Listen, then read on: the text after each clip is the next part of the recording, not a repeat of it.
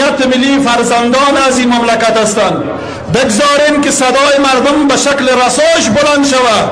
خجالت بکشین. ولسوالی فرزه، ولسوالی استالف هم راه را بسته کردن. ما نفرین میفرستیم به اراکینی که صدای مردم را خفا میسازن. مرگ به اراکینی که صدای مردم را خفا میسازن.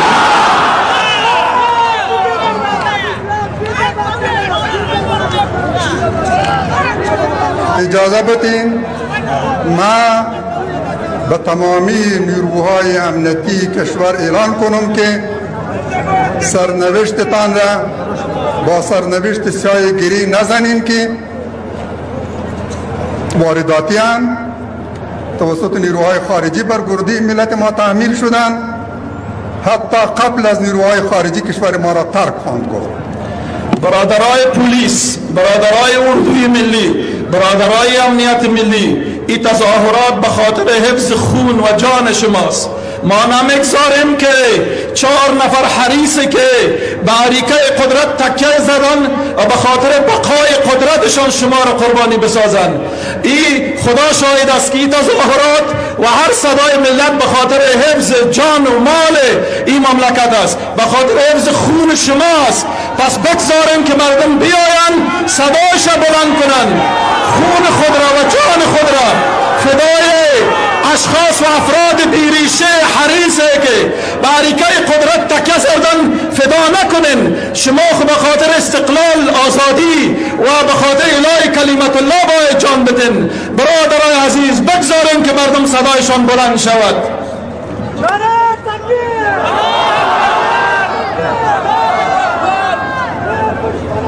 باید همه درک کنم، همه باید درک کنم. حیف به حال کسی که حقیقت درک نکنم. کشتی حکومت مزدور و وابسته به اجنبی سوراخ و در حال غرق شدن است. سواری کشتی نشوید. سرنوشتتان را با اینا گری نزنید. در کنار ملت خود بیستید. اینا میرن، شما را در میدان تنها میگذارن. یک جا با نیروهای خارجی کشور را ترک خواهد گفت و شما در کنار ملت خود خواهید ماند. با ملتتان تصادم نکنید. مانع مردم نشوین که صدای خود را بلند کنند و حق خود را بخواهند. شما فرزندان این ملتین. چرا باید به خاطر دیگرها کشته شوید؟ چرا باید به خاطر امنیت واشنگتن و نیویورک 45,000 سربازی نیروهای امنیتی ما کشته شود؟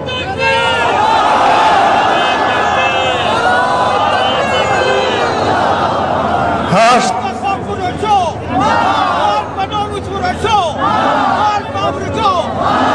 اتم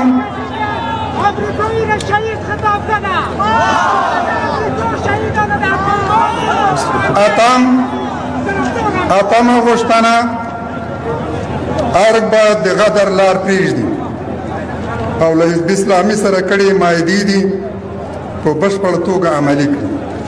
د حزب اسلامي ټول زندانیان دي فورا آزاد کړي او د مهاجرینو د راستنېدو او اسکان لپاره دي لازم شرایط برابر کړي. موږ د دغې پرتمینې او سترې مظاهرې په پای کې ارګ ته 10 ورځې مهلت ورکوو. مقرر او په واضح الفاظ وایو. ارګ ته مقرر او په صریح او واضح څرګندو الفاظ وایو. ورونو څوک چې د محبوب امیر د خبرو سره موافق دي لطفا لاسونه پورته کړئ او تعهد وکړئ چې موږ به د خپل د بندیانو د ازادېدلو او د زنځیري قتلونو د جلوګیري کول او په دې سوچ وطن کې به د امنیت او سولې په ټینګښت کې د خپل امیر سره روان یو انشاءالله. ارګ ته 10 ورځې وخت ورکوو. واورئ په واضح الفاظو. ارګ ته 10 ورځې وخت ورکوو چې دغه ملي مطالبات پلي کړي، د ملت غوښتنو ته تمکین وکړي. که په همدې مودې کې دغو مطالباتو ته تمکین ونه کړ، زموږ تظاهرات به نه یوازې په کابل کې بلکې په ډېرو نورو لویو ښارونو کې هم پیل کیږي او په مسلسله توګه به دوام کوي. آیا موافق یې؟ یوازې 10 ورځې مهلت ورکوو. 10 ورځې وروسته به انشاءالله د نوو تظاهراتو پرلپسې مستمر په کابل کې هم او په نورو لویو ښارونو کې هم لړۍ پیل کوو. آیا موافق یې چې که حکومت او اګناستې دغو مطالباتو ته تمکین ونه کړ نو موږ به پرلپسې مستمر تظاهرات پیل کوو؟ موافق یې؟ د نوو تظاهراتو مطالبه به هم دغه مطالبات چې نن هم اعلان کړ دا نه وي. اسانه غوښتنه یوه غوښتنه زیات نه، فقط یوه غوښتنه، او هغه دا چې دا واکمن نور د دې اهلیت و کفایت نه لري چې د اقتدار په کرسۍ پاته شي، هغوی باید استعفا وکړي. د هغوی موجودیت د جنګ د دوام عامل دی. موافق یې؟ موافق یې چې د راتلونکو تظاهراتو لومړی او یوازینی هدف به دا چې دا چارواکي حتما باید استعفا وکړي.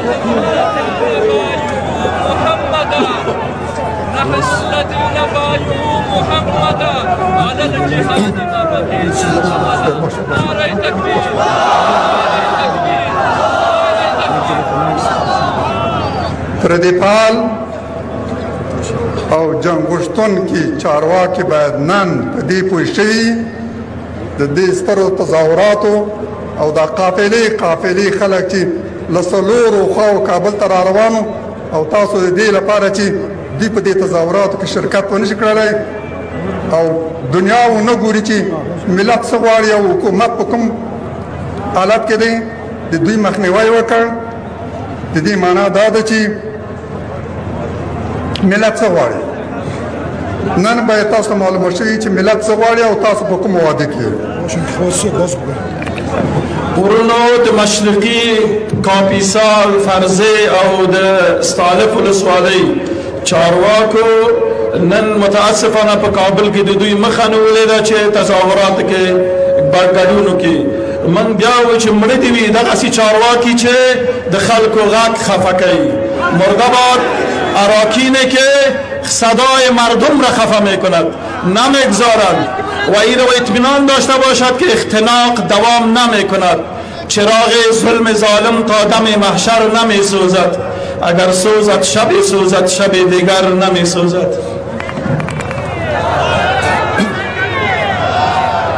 د ټول ملت غږ او غوښتنې لامدغه سټیج او منبر واورئ. غوږونه مو خلاص کړئ چارواکو، کاڼه غوږونه مو خلاص کړئ. همدا د ملت واقعي استازي دي، همدغه چې تاسو دلته ګورئ او په دې څلورو لارو کې تاسو د هغوی د راتلو مخنیوی کړی. د ملت غږ همدا دی، د ملت ممثلین او استازي همدا دي. دا چې څه تاسو وایي د ملت فرد تاسو همدا وایي. دغه تظاهراتو کې چې کومې غوښتنې دي دا زموږ د ټول ولس او ملت غوښتنې دي. برادران و خواهران عزیز، بیایید امروز و در این اجتماع بزرگ و تاریخی به امارت اسلامی طالبان نیز بگوییم که یک راههای خاتمی فوری جنگ و رسیدن به صلح جستجو و انتخاب کنید. با تشبث مشروط توافق کنید، مشروط با آمادگی ارگنشین‌ها به استعفا و انتقال قدرت به حکومت جدید و قابل قبول برای همه. دو، عوض مذاکره طولانی بی نتیجه با تیم ارگ با جهت‌های تاثیرگذاری به مذاکره جدی و قاطع بپردازید که از بخشای عمدی ملت ما نمایندگی می‌کنند. هیئتی که در دوحه و به نمایندگی از ارگ با شما به مذاکره نشسته است از یک اقلیت منفور و منزوی از ملت نمایندگی می‌کنند. مدیریت هیئت در اختیار گروه کوچکی است جنگ طلب که قطعا مخالف صلح بودند و بقایشان را در ادامه جنگ جستجو می‌کنند. توافق با این گروه نه مشکل شما را حل می‌کند و نه مشکل ملت و کشور ما. تمامی افغان‌ها باید بپذیرند که برای خاتمه دائمی جنگ و رسیدن به صلح مطمئن به چند کار و اقدام ضرورت دارد. یک، خروج تمامی نیروهای خارجی از افغانستان. لازم است ایالات متحده آمریکا مطابق به معاهده‌ای که با امارت اسلامی طالبان دارد به حضور نظامی ناتو در افغانستان خاتمه ببخشد. دو، در عوض حکومتی که ناتو بر افغانستان تحمیل کرد و برای نگهداریش در قدرت 19 سال جنگی و بیش از 1 میلیون افغان در این جنگ کشته شد و هیچ دستاوردی هم برای ناتو و کشورهای عضو ناتو نداشتند. باید حکومت جدیدی تشکیل گردد و قدرت با آن به گونی مسالمت آمیز انتقال یابد. حکومتی که منبعث از اراده ملت و قابل قبول برای تمامی جناح‌های تاثیرگذار باشد. سه، این حکومت جدید باید چون پل و معبری عمل کند که نظام ثابت قانونی مطابق باورها و معتقدات مردم با حکومت برخواسته از اراده ملت در پی داشته باشد. چهار، هر تصمیم کلان در رابطه با قضایای مهم ملی چون چگونگی نظام آینده، قانون اساسی بعدی کشور ما بعد از اشغال، بعد از آزادی افغانستان، جایگاه و نقش احزاب سیاسی در نظام آینده، سیاست‌های داخلی و خارجی حکومت بعدی ما باید به بعد از تامین صلح و به مرجع محول شود که نمایندگی اکثریت قاطع ملت بوده و از حمایت قاطبی ملت برخوردار باشد. این قضایا را نباید و نمیتوان در مذاکرات چند گروه و چند شخص به بحث گرفت و با معامله‌گری‌های سیاسی حل و فصل کرد.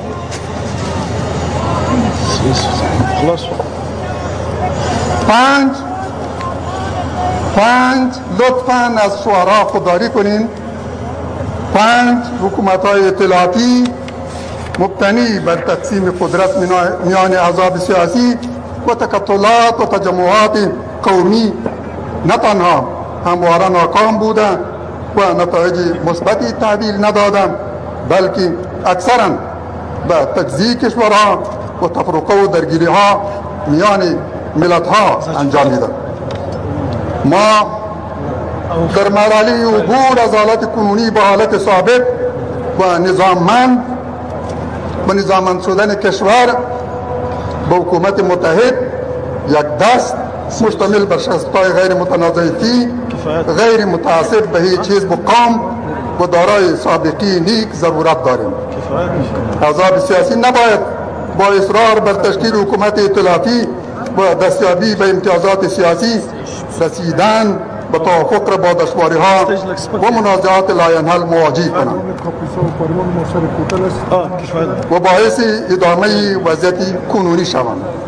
هیچ چاره‌ای غیر از این وجود ندارد که گروه‌های سیاسی برای تثبیت جایگاه و سهمشان در حکومت آینده باید تا تصویب قانون اساسی جدید کشور انتظار بکشند.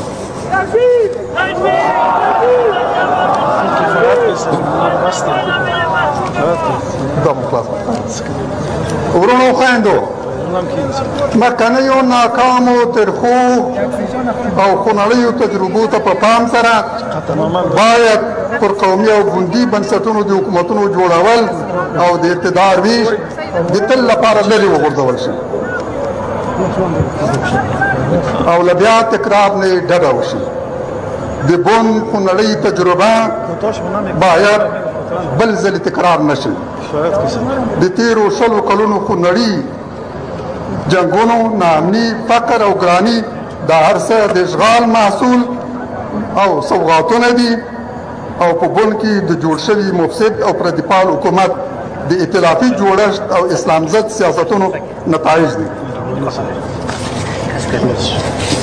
ورونو له تاسو نه څو پوښتنې لرم. هیله ده په لوړ غږ ماته دغه ځواب راکړئ. آیا غواړئ روانه جګړه پای ته ورسیږي؟ غواړئ بهرني ځواکونه له افغانستانه ووځي؟ آیا غواړئ د اوسني حکومت پر ځای داسې حکومت رامنځته شي چې د افغانانو د خپلمنځي تفاهم په نتیجه کې جوړ شوی وي؟ آیا غواړئ په آزاد او مستقل افغانستان کې د افغان لس د خوښې منتخب اسلامي حکومت جوړ شي؟ آیا غواړئ ناامني، ترورونه، اختطافونه، فساد، فحشا، فقر، ګراني، بیکاري، اختلاس، د ملي شتمنیو لوټمار، د پردیو او پردیپالو واکمني پای ته ورسیږي؟ آیا معتقدید که عامل اصلی تمامی ناامنیها، ناهنجاریها، فسادها و اختطافها حضور نیروهای خارجی و حکومت اجنبی پرست و سیاستهای دین ستیزانی حکومت است؟ آیا حاضرید به این وضعیت دردناک خاتمه ببخشید؟ اگر حکومت ناکاره و حکام جنگ طلب به خواستهای مشروع و معقول ملت اعتنا نکرد، آیا به تظاهرات دوامدار تا تغییر مثبت و عمیق در وضعیت کشور آماده اید؟ آیا به این هم آماده ایم که قیامی ملی و سرتاسری در همه کشور برا بیفتد اگر به خواسته های ملت تمکین و اعتنای صورت نگیرد؟ زمامداران کار و کور مغرور به حمایت های اجنبی به هوش بیایید و صدای مردم را بشنوید. این فریاد فرد ملت ماست. چیزایی که اینجا مردم دست بلند کردن و تایید کردن، این خواست همه ملت است، تصمیم همه مردم است. صدای مردم را بشنوید و مردم را مجبور نکنید به قیام ملی متوسل شود.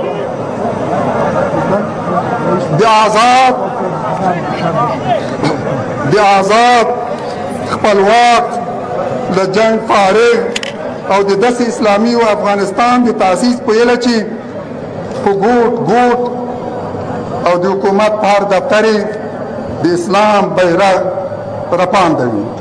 اقول قولي هذا استغفر الله لي ولكم والسلام عليكم ورحمة الله وبركاته. بله کاروانهای ما متاسفانه مورد ممانعت قرار گرفتن که باز هم مرگ و نفرین بفرستیم به کسانی که صدای مردم را خفه میکنند. نعره تکبیر، نعره تکبیر، نعره تکبیر. چراغ ظلم ظالم تا دم محشر نمی سوزد، چراغ ظلم ظالم تا دم محشر نمی سوزد، اگر سوزد شبی. درنو لیدونکو د حزب اسلامي د پلویانو لاریون مکوته چې خپل پریکړه لیکي د دغه لاریون پر مهال باندې وړاندې کړه او د خپل غوښتنو د عملي کېدو غوښتنه وکړه. د حزب اسلامي زرګونه پلویان نن په کابل ښار کې عمومي واټونو ته راوتلي له ځان سره بېلابېل شعارونه لیږدوي او د ځینو د خپلو غوښتنو په عملي کېدو ټینګار لري.